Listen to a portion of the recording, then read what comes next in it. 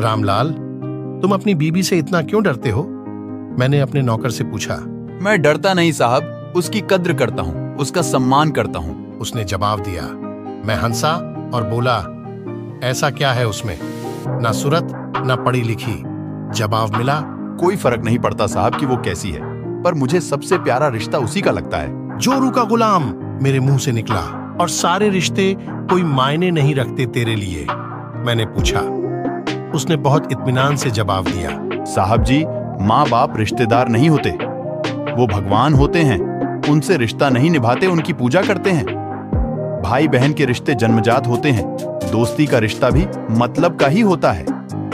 आपका मेरा रिश्ता भी जरूरत और पैसे का है, पर पत्नी बिना किसी करीबी रिश्ते के होते हुए भी हमेशा के लिए हमारी हो जाती है, अपने सारे रिश्ते को पीछे छोड़कर, और हमारे हर सुख दुख की सहभागी बन जाती है आखिरी सांसों तक। मैं अचरज से उसकी बातें सुन रहा था।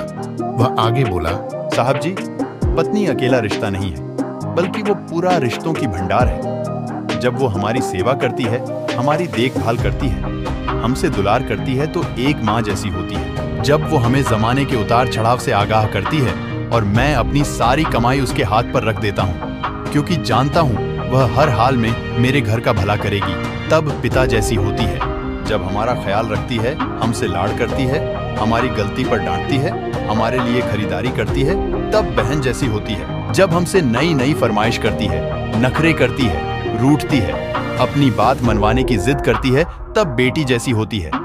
जब हमसे सलाह करती है, मशवरा देती है, परिवार चलाने के लिए नसीहतें देती है, झगड़े करती है, तब एक दोस्त जैसी होती है। जब वह सारे घर का लेन देन, खरीदारी, घर चलाने की जिम्मेदारी उठाती है, तो एक मालकिन जैसी होती है।